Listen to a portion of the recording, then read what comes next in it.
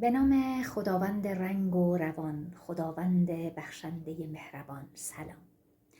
تو جلسه گذشته با شما در مورد اهمیت احساس خود ارزشمندی که همون احساس لیاقت یا عزت نفس میشه صحبت کردم و ازتون خواستم که به خودتون توجه کنید و ببینید چه ویژگی هایی در شما وجود داره که باعث میشه به خودتون افتخار کنید، خودتون رو انسان ارزشمندی بدونید.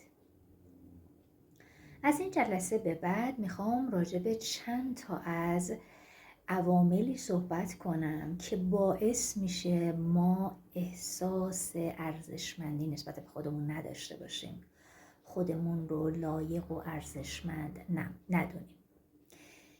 اولین و شاید میتونم بگم مهمترین عاملی که باعث میشه ما خودمون رو انسان‌های ارزشمندی ندونیم اینه که دائم خودمون رو با دیگران مقایسه میکنیم.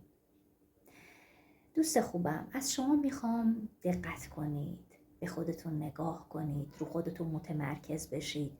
ببینید هر چند وقت یه بار خودتون رو با دیگران مقایسه میکنید، از نظر مالی خودتون رو مقایسه میکنید، از نظر موقعیت اجتماعی خودتون رو مقایسه میکنید، تو روابطتون خودتون رو مقایسه میکنید با روابط دیگران، و یا از نظر تیپ و چهره و ظاهر خودتون رو با دیگران مقایسه میکنید. پس در وهله اول ببینید که هر چند وقت یک بار خودتون رو تو چه زمینه هایی با دیگران مقایسه میکنید و اینکه این مقایسه کردن به شما چه احساسی میده. دوستان خوب من، ما فقط اجازه داریم خودمون رو با دیگران مقایسه کنیم که باعث انگیزمون بشه. یعنی اینکه من چند باری تلاش کردم کاری رو انجام بدم، موفق نشدم، اما میبینم یه آدمی تو رشته خودم بیشتر از من شکست خورده اما به تلاشش ادامه داده تا موفقیت شده. اینجا مقایسه کردن مفیده. اما اینکه ما بیایم خودمون رو دائم با دیگران مقایسه کنیم، موقعیت مالیمون، روابطمون، خصوصا مقایسه کردن تو روابط عاطفی زیاده. میبینیم پارتنر یکی دیگه براش کاری رو کرده که پارتنر خودمون برامون انجام نداده یا همسر خودمون برامون انجام نداده. این باعث ایجاد خشم، ناامیدی و ناراحتی تو وجودمون میشه.